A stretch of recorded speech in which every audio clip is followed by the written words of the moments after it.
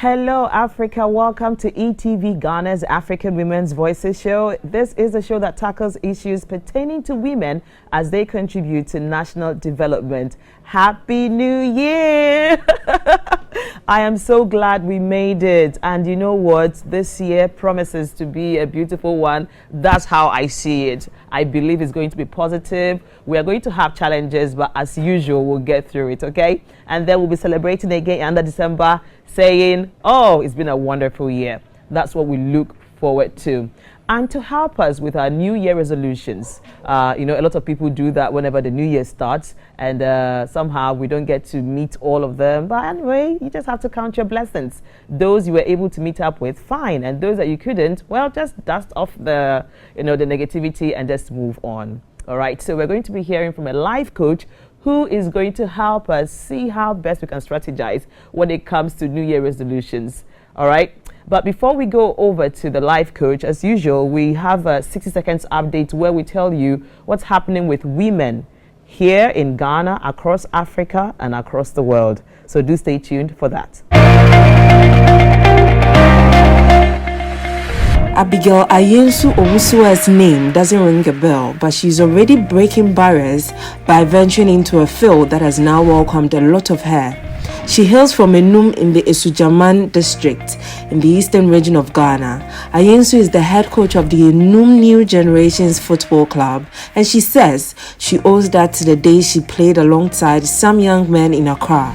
Stories about women when it comes to football is quite low, but Abigail has taken giant strides in rubbing shoulders with the predominantly men-populated in the field. The Ejaben District Court in Accra has sentenced Olu Olarusi Toyin Tracy, aka Trace Mensah, and one Yvette Mensah to a fine of 300 penalty units, 3,000 each, for providing false information to the National Identification Authority, NIA. In default of payment, they will serve 6 months in prison. The suspects were charged with the offenses of conspiracy to commit crime, namely providing false information to NIA officials. It is a tall order for an organization with no funding to provide protection and safety for female victims of gender-based violence, GBV, 24 hours a day. But in a small town of Clackmont near Stellenbosch, a team of 8 activist women are doing exactly that. The Clackmont Anti-GBV Community Response Team was set up this year by the Ubuntu Rural Women and Youth Movement, Ubuntu Rural, a 9-year-old advice office that defends farm workers against unfair dismissals and evictions.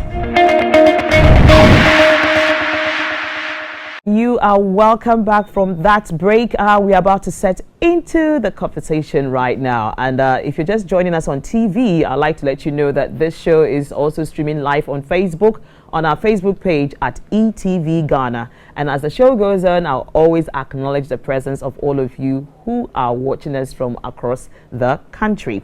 All right, so we get to meet with our life coach, right? Yeah.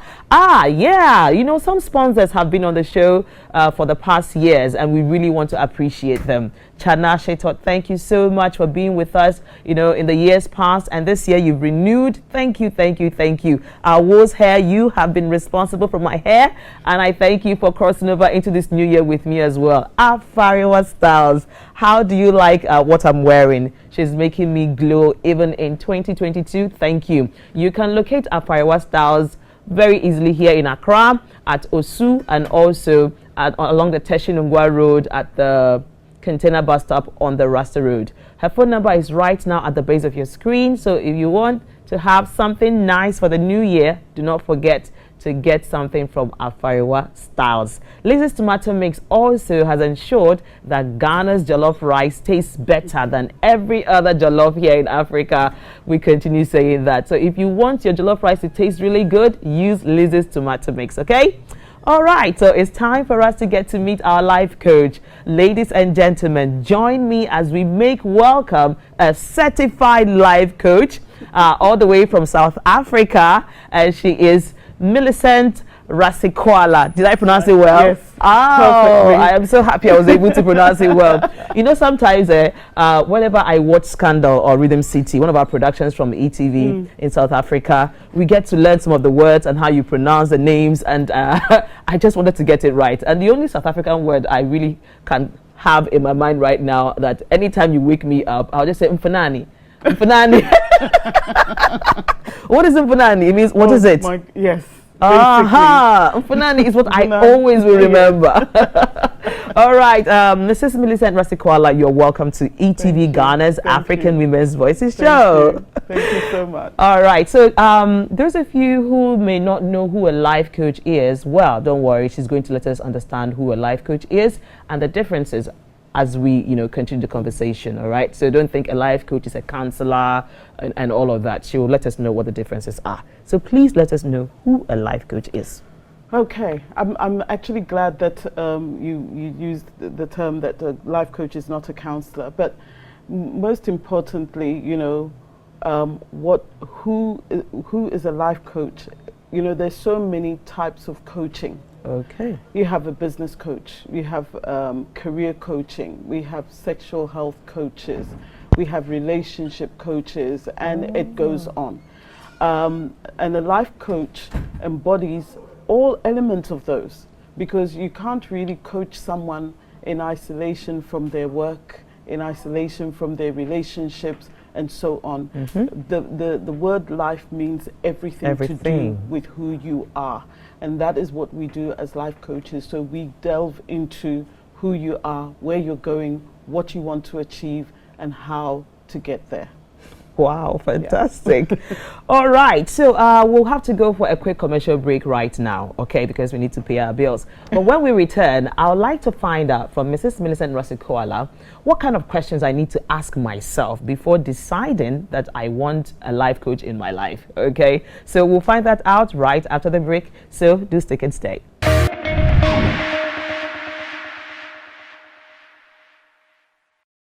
Welcome back to the show. I want to believe you've been able to bring your paper and pen close to you so that we get to find out from Millicent exactly what questions we need to be asking ourselves before deciding we need a life coach in our lives. So I work on the premise that if you determine that you need a life coach, usually there's an area of your life that you feel you could be doing better, you feel there's a blockage. Usually if you know there's a problem, most of the time you have an idea of what the solution is, and sometimes it's just getting somebody to help you to navigate that. So I actually don't call myself a life coach, I call myself a life strategist. Wow. Because I help you to strategize on how to live your life more effectively and feel more fulfilled. So the question often that you need to ask is, why do you think there's an area in your life that you need assistance with? A coach doesn't even give you the answers. You actually get the answers yourself as you're going through the process. So first of all, what is it that you actually want to do? Why do you think you need a coach? Is it that you want to be more effective in your work life? So in the workplace, maybe you want promotion. Maybe you've worked and worked and worked and you just don't know how you can get that promotion, how to go to the next level, or even how to enhance your performance in the workplace. So you may need a coach for that, and you've got to be very honest with yourself. Is there an area in your life that's causing you so much pain? And when I say pain, I'm not talking the physical, emotional. I'm talking, this is just not working. Just not working. It's just not working. I'm trying. It's not working. Yeah. And then that is what should trigger you to say, I've been trying to do the same thing over and over by myself without getting the results. Now I need an expert to help me to navigate it. That's the first question I would ask, because if you don't ask that, what are you even going to tell a prospective life coach? I can't tell you what you need. You've got to be able to tell me. It could be that your marriage lacks spice. Basic thing of, especially for us women, I've been married 32 years. Oh, wow. Wow. This is good. 32 years. Could you just send a shout out to the Mr.? I mean, we appreciate you, sir. So please, a shout out from your lovely wife. Thank you. And you know, after 32 years, sometimes even, you know, in the bedroom, you can lack a bit of passion and luster. So sometimes it's just having a coach to even help you with that. How do I get the spice back into my marriage so that, you know, he doesn't go for a younger model? Because it does happen. It does happen. And I like the word you use, younger model. Younger model. Because I mean, you must have lost all those beautiful things about you. I mean, baby fat and all of that. So. Exactly. So it's about that. It's truly about, you know, being able to articulate what it is you need. There is no one on this earth that can say, I know there's a problem, but I don't know what it is. Usually we know. We just don't know how to navigate it. And those are the questions you need to ask. So which is the area in your life that's giving you the most pain that you want to tackle and see 2022 as an effective year?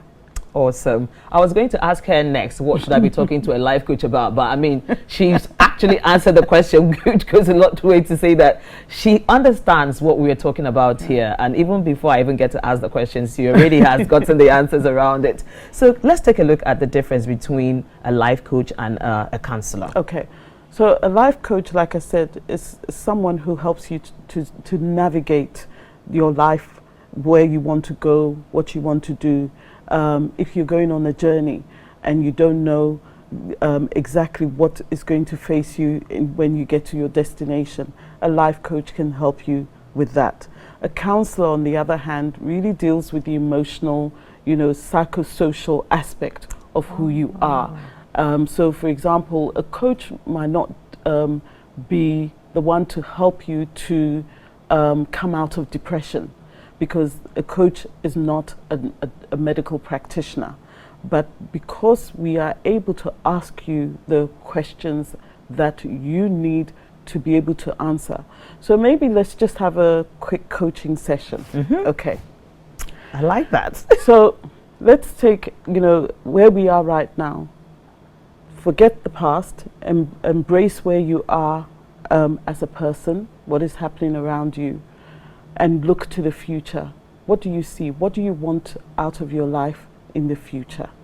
Okay, should I answer that? Yes, please. Okay, in terms of workspace, what I really look forward to is to be a voice that a lot of Africans and across the world would want to identify with when it comes with championing activities around women. That is what I'm looking forward to. Okay, so already you have that voice, and the work you're doing, I'm sure, is reaching millions already. So what else would you be doing that would be different from what you're doing now? Wow. I think I've got to really think about that. That goes to say that I've not asked myself the right questions yet, and I really need to be able to answer that question. Nothing is coming right now from the top of my mind. You see, so I just have one vision. Yeah, I want to be a voice that people are going to be hearing and will identify with in championing the cause of women. But I haven't asked myself that question around what do I need to do differently? Yes. So championing the voice of women in which area, for example? I mean, there's so many things, there's so many facets to being a woman. There's so many challenges that we face. If there was one area that you feel you can have impact, what would that area be? Seriously, it's malaria, because malaria is taking the lives of a lot of pregnant women and also children from 0 to 5. So it's something I really would want to find myself in that kind of space where we bring malaria to, I mean, a minimal level, when it comes to women and children. And I mean, that could go beyond the women and children anyway, but my interest right now is with the pregnant women and with the children. Okay. And in acknowledging that, what do you think you should do? What would be one of the first steps that you would take in getting to that? The beautiful thing here is that I'm supposed to be the interviewer, but right now the life coach is really getting me to speak. And what do you think? What do you think I should do? Okay, so I don't know if what I'm saying should be the first thing I should do, or maybe beyond that. But maybe I am thinking of seeking partnerships with brands, that are championing, issues around malaria. That's what I'm thinking, but I don't know if it should be the first step. No, sometimes it doesn't matter. It's about the brainstorming, which is what you're doing. So looking at the possibilities and saying, okay, I know that I can't do this by myself. And that's actually a beautiful realization, because when you say, maybe work with the brands out there, already you've identified that in that journey that you're going to take, you're not going to do it alone. There are other people that are going to be there for you. And part of the process would then be, let's actually look at those people or organizations and see to what extent they will actually be part of that journey. So that's how the coaching process unfolds. Sometimes the questions can be uncomfortable, but sometimes they can be very insightful, because the solution's within you already. That's basically how we work. You already have the solution. It's just that you've not asked the right questions. I just haven't asked the right questions, and it was revealed right now that I hadn't asked myself the right questions. Well, we'll go for another commercial break. When we return, I'm very sure that someone who is watching right now is still not convinced. You're asking yourself something like, but I mean, what she just asked her right now, I could talk to my partner, my very good friend, or my parent who is well-meaning, they could tell me what I should do. So why still would I need a life coach to guide me through? When we return, we'll talk more. To stick and stay.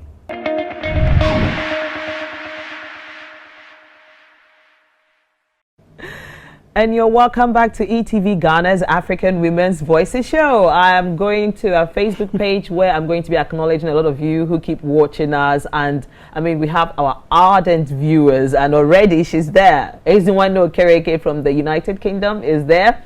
And then from the United States, we have Ifoma Kekoa, who is always watching us. Thank you so much. And we've got other people sending their ways from other parts of Africa and across the world. I see one from China.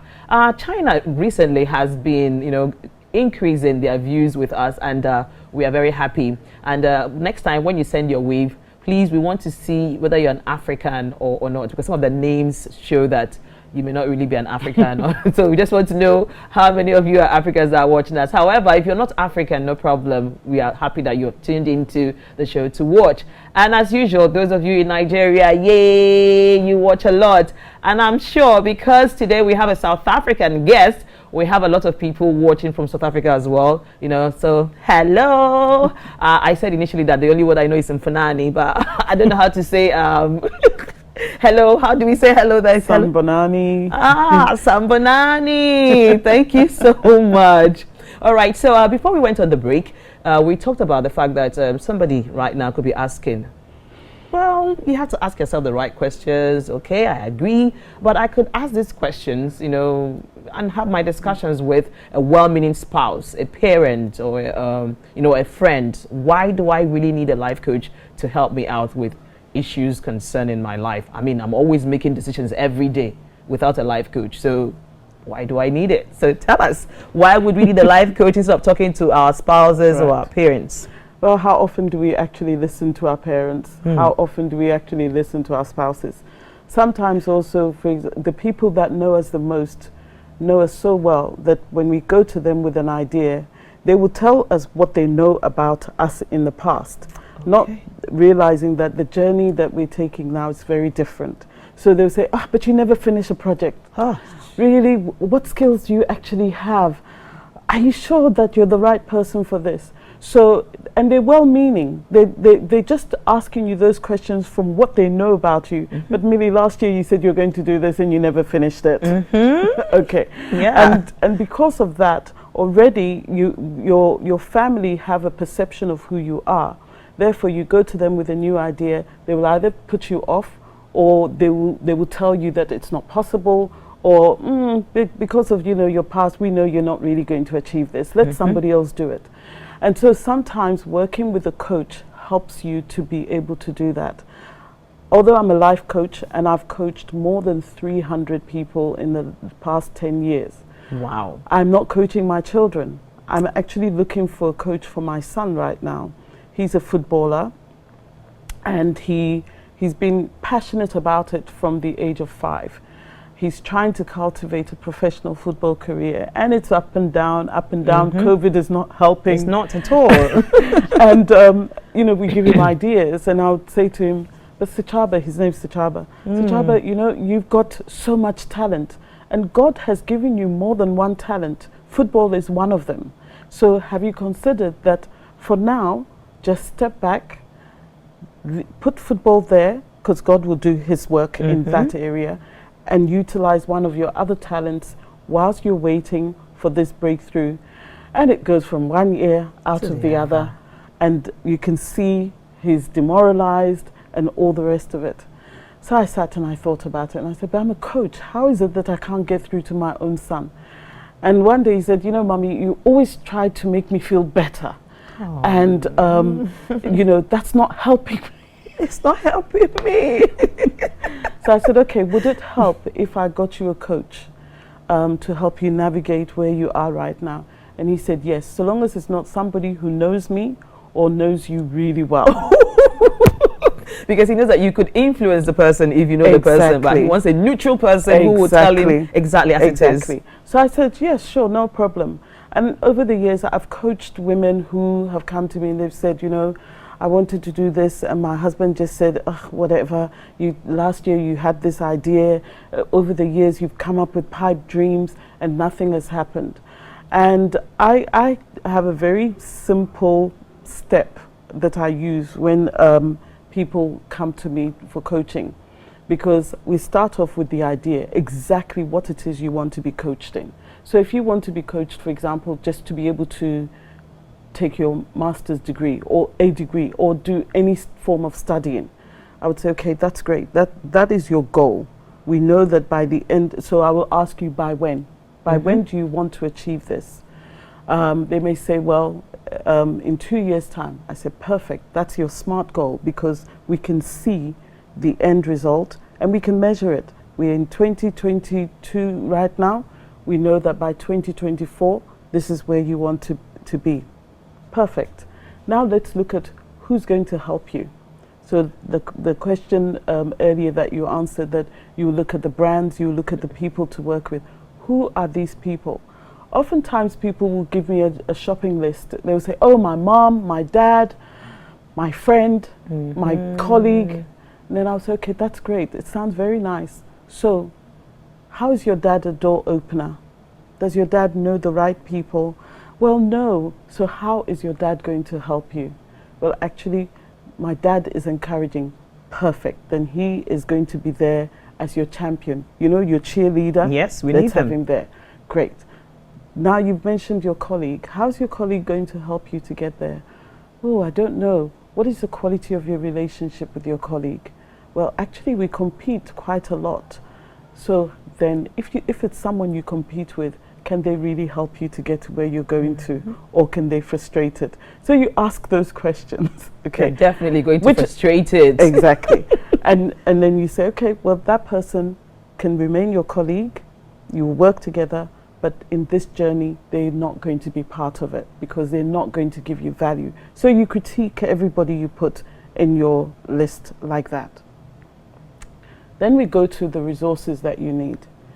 You've established your time frame. You've established the people that you need to help you to get there. And now it's a case of what are the resources that you're going to need. You say you're going to do this course and finish by 2024. A resource is money. Do you have money? A resource is books. A resource is maybe a laptop or even data to be able to do research. So you list all those. And the way we then weave it through is that in order for you to achieve the goal, those resources are important. The people that you've listed there are going to be instrumental in you getting those resources as well. And eventually you come to the actual realization of your dream. Now, what does it look like? You're graduating. What does graduation look like? Who's there with you at graduation? And we go through that. Once you do that kind of visualization, it's easy to work because now each month you put a plan in place. That's how we do it. Fantastic. Hey. Whoa. I'm really getting to have a deeper understanding about having a life coach, because you know us here in Ghana and across Africa and even beyond, we still haven't really embraced this life coach thing, because we are always very secretive. We feel like, you shouldn't be airing your issues with people. You need to keep it private. What about private? Why are you sharing it? You know, that's what we believe. But the thing is, some things just have to be discussed with a neutral person who is going to help you move to the next level. A lot of times we find ourselves stepping back or being at the same position all the time, and we're not moving forward. This could be the reason why you're not getting the neutral kind of person who is a professional that will tell you, look, get back and do it this way. Let's see how it works. We need people like that. We need life coaches. Yeah, I agree now.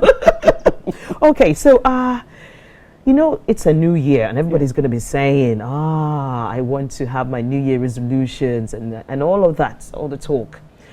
As a life coach, I would like you to help us, tell us what keys can we adopt, you know, can we use to be able to set attainable goals for ourselves. So for those of you who have set goals already, if you're setting goals, we need her to give us keys, you know, that we're going to use to be able to set goals that are attainable. Right.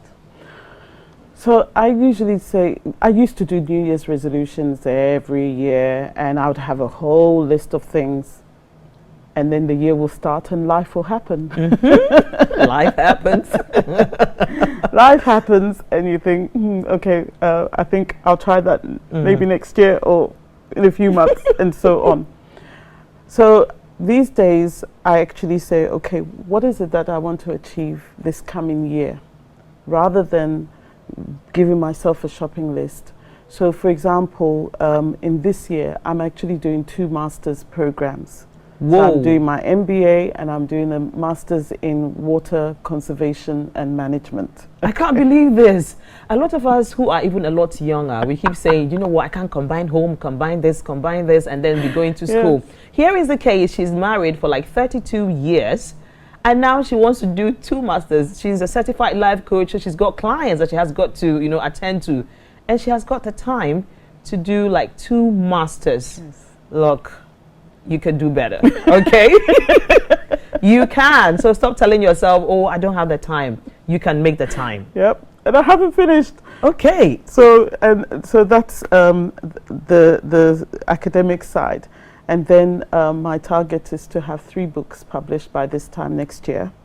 Ooh. So the first one, I'll finish it by the end of January. And there's a lot more. I run a training company, and you know, I have staff that I manage.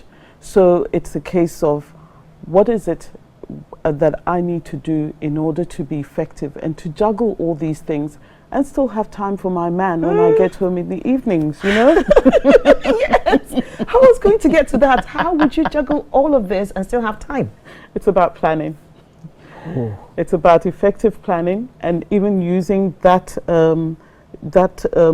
those steps that I went through earlier.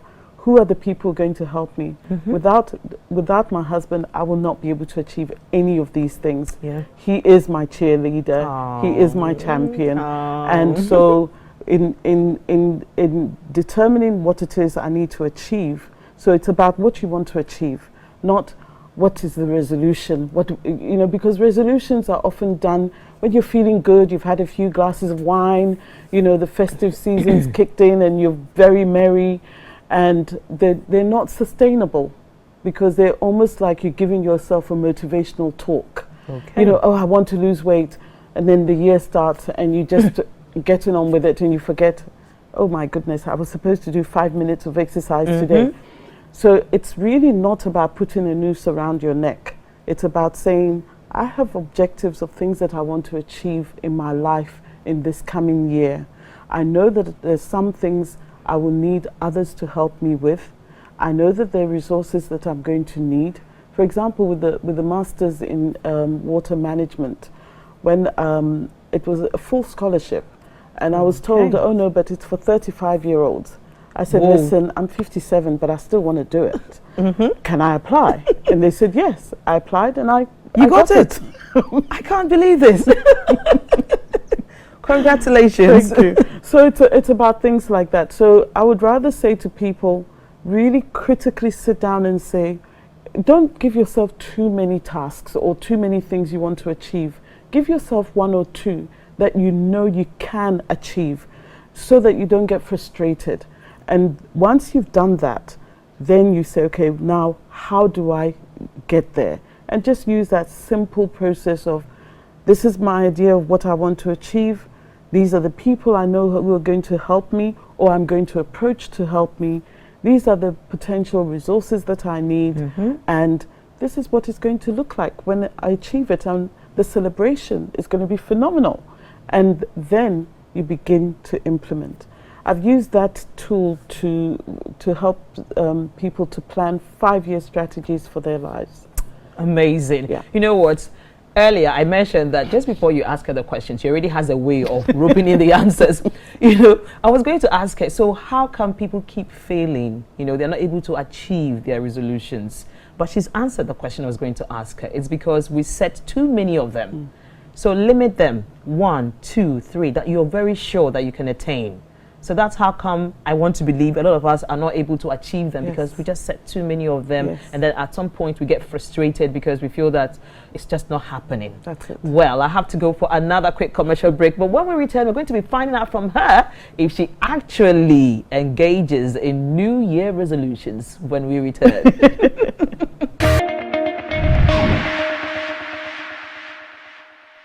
If you just joined us, this is ETV Ghana's African Women's Voices show. And before we went on the break, I said I was going to ask her if she engages in New Year resolutions. I mean, she's giving us tips as to how we'll be able to achieve ours. Does she do that? Let's find out. Like I said, yes and no. Okay. My resolution is more about what I want to achieve. So it is, in effect, it is a resolution because a resolution is something you resolve to do. Okay. So whichever language we use, indeed, it's about that. But what I try to do is to limit the number. So before I would say, you know, I'm going to lose weight and I'm going to do exercise every day and I'm going to read so many books every week. And then, you know, the year will start and I'll be like, okay. Have you put this to the curb? And then you actually feel depressed because you know that you've said you're going to do something and you're not doing it. So now I try to choose 2 or 3 things that I really know are going to make a serious impact in my life. And then I work towards that. And I think that's more effective than having a whole list. So I would say avoid a huge list, but a resolution says a lot about you as well. Okay. It's about your integrity. If you say you're going to do something, can I trust your word? So can you trust your own word? And if you ask yourself that, you're not going to give yourself 20 things that you're going to do. You're going to narrow it down to maybe 2 or 3 really powerful things that you can do, and then you'll be able to celebrate the achievement each time. Wow. Nice one. So this is the point where I get to ask you, what kind of changes can we as individuals make, you know, in our lives to be able to live, you know, a happier, healthier life? What kind of changes do we need to make? If you're not investing in yourself, you need to start there. And when I say investing in yourself, sometimes just even being able to give yourself a few moments each day just to breathe. And I call it listening to the sound of silence, where you can sit, even if it's for 5 or 10 minutes, just in complete silence. You'd be surprised how many solutions you will actually come up with in that silence, because what you're doing is you're stilling the noises all around you, and you're just focusing and centering yourself on just being at peace and at one with nature in that time. If you can do that, whether it's the first thing in the morning or last thing at night, just being able to listen to the sound of silence. If you're not good at just not having anything. There are even recordings that you can get of running water. And you could just listen to that, because when you hear water just running, it actually gives you peace. One of my favorite times is when it rains and I'm indoors. I feel all snuggly. Yes. That feeling. and just allow yourself that. And then obviously on a more serious level as well, if you say you're going to do something, just do it. Don't make excuses, because the excuses actually tells the world that you're not effective, that your word is not your bond. And so invest in yourself, invest in your integrity, hold it as something that is very dear to you. Wear it, wear your integrity, so that when you say you're going to do something, people will actually sit up and wait for it, because they know you're going to do it. Make sure that you spend time with your man or with your woman. You know, if you're a married man, spend time with your wife. My husband sometimes gets up middle of the night just to cook me lunch for work. And I'm like, what? Even after 32 years. Even after 32 years. Even after 32 years. And you know, we tell each other we love each other every day. And we go out, we hold hands. So there's a part of us where we're very serious. We work together. We've worked together for 20 years now, and we've never fought. We have differences, but we've never fought. And we've never had the thing of, I don't want you working with me, because we respect each other. He respects my knowledge, and I have phenomenal respect for his knowledge as well. So it's really about balancing, having time for yourself, for your family, and even if it's just to go and do your nails, just go do your nails. Have a spa treatment, and be selfish about it. Be selfish about it. Because a lot of times you want to go do your nails and look good, but other things come up and you're like, okay, I have got to do that. And then you do them, and then you're not selfish. You don't do things for yourself. And later on you're regretting, oh, I should have done this, I should have done that. You had the time to do it, but you chose other things. So now we have to learn. We have got to be selfish sometimes. Exactly. And those of you about my age, you know, approaching 60, if you've got young daughters and sons, listen to them, because my children are really good. They tell me, Mummy, time you went to do your hair. Mummy, I think, you know, you could dress a bit younger, you know, those kind of things. And you listen. And so they're really good at just being able to guide. We think that we can't learn anything from the younger generation, but actually I maintain myself, and I have a young outlook, in the sense that I can have a laugh with young people, and I can still be serious with people my age, and it's because my children keep me youthful. So, beautiful. Yeah. Great. You know, I was just still thinking through how you were able to work with your spouse for like 20 years.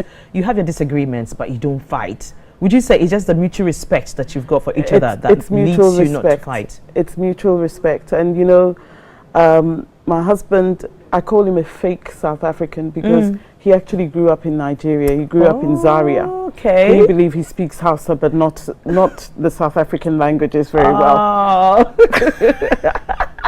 He's watching. He's watching. like, oh, she's exposing me again.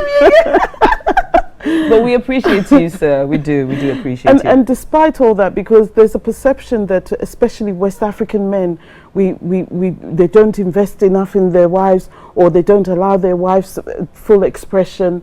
But actually, I have full expression, and I think that's what's really helped, because he respects what I have to contribute, and he never ever makes me feel like I have to be 10 steps behind him. He wants me next to him. So we're a partnership, and that really helps. He's also a life coach and a brilliant one. A brilliant one, Yes. Amazing. It's interesting that our time is almost up, but I've got this one more question I just want to ask you, as our parting word, and that has got to do with the fact that when I look through your bio, I realized that you're a member of a group of 5 women who have been developing, leadership programs for women here in Africa and even in the diaspora. I just want to understand what exactly led you and your team members to want to initiate something like this, and how has the results been so far? At the beginning of 2021, I was called by a gentleman. He has a foundation called the African Leadership and Transformation Foundation. And he said, listen, Millie, I want to get a group of women together to develop an African women leadership program. I said, okay, sounds interesting. And he actually mobilized us. So I'm from South Africa. We have a lady from Nigeria. We have a lady from France, the United States, and all of us, and Kenya. And we come together, and all of us have our subject matter areas. And literally from February 2021, right up until September 2021, we were developing this program, and it actually evolved into African women leadership and mental well-being, because we also began to understand that COVID is having a serious impact on our mental and physical well-being as well. So my area is actually abuse of power. Okay. But the approach we've used is it's a women's leadership program, and one of the universities in Johannesburg in South Africa is already asking to incorporate it into their entrepreneurship program. But you won't get textbooks. You won't get handouts. You're not going to be making copious notes. We use an approach, a methodology which is ontological. Okay. So if I talk about abuse of power, what comes to your mind? What comes to my mind is the fact that we have people, okay, from a woman's perspective, who, let's say, because of the position they find themselves in, they kind of use it to intimidate others. Okay. Straight away you're thinking what others do, okay? But the way I teach it is, what do you do with the power that you have? So I come from the premise that a newborn child has power, right through to the CEO in the boardroom. We all have power. And at some point, we realize that we have that power, and it's what we do with it that makes a difference to the lives around us. So this is the kind of methodology we're using for this training, where women are actually inquiring into their own leadership styles, how they use their power, whether in the business environment or even in the home. And from that perspective, it's changing and transforming lives. We've had women from the Maldives that have attended, from Australia, New Zealand. The cohort that we just finished in September, we had 300 women from Africa. So about 23 African countries were represented, as well as those in the diaspora from the US, France, and so on. And out of that, some of these women from the various countries have mobilized themselves to advocate for change in their own countries around leadership, around teenage pregnancy, around wife beating, all those things. These are the impacts that we're having. The people from the Maldives, they were saying, Maldives is a very misogynistic country. Women are almost next to nothing. And one of the women that attended is actually saying she went home and she has changed how things are done at home. Obviously, family have not been too impressed, but she's so resolute, because just what she was able to understand about her own power, her own leadership, and what she can do has made a difference. And so it's a program. We've got a second cohort that have just started, 130 women, and some of the Nigerian women that attended the first cohort have actually started planning to host a Nigeria one in March. So it's growing. So it's coming to Nigeria it's very growing. soon. And the perspective is that we want to create an Africa that works for all. But we also want to be able to say, as a continent, we know that 77% of our continent, the mean age is under 18, which means that as a continent, we are two extremes, those who are quite old and the very young. And the very young are the bulk of the population. And if we don't groom them and prepare them for leadership, we're going to be a lost continent. So that's why we're doing this. And you know, the women have not paid huge sums. Most of them attended for free because we did fundraising. I actually started a GoFundMe campaign, and we did fundraising online, and we got people to donate funds, and we had those women attending. So out of the 300, maybe about 70 paid. The remainder were through sponsorships. 70. Whoa. That's amazing. But I love the results that you're actually saying things coming out of it. I mean, so it means that women are getting much more empowered and getting more knowledgeable and finding solutions to what exactly is happening in their environment. Definitely. Wow. We look forward to having you another time on the show. Thank you. And I also look forward to being there in Nigeria anyway. I'm hoping that our time will work. You know, I wouldn't have anything doing that's going to keep me, but I really will want to be able to attend the next one that's happening in Nigeria in 2022. Thank you. Thank you very much. As African Women's Voices show. All right, so everyone, let's say a big thank you to her. Millicent, thank you so much. Thank you. Thank you so much for having me. Great. Thank you. All right, so the repeat broadcast of this show is going to be brought to you on Saturday at 12 noon. If you didn't get to watch from the beginning, please go on our Facebook page. It will also be uploaded on YouTube tomorrow. So until we meet again, do enjoy the rest of our interesting lineup for you. Bye-bye.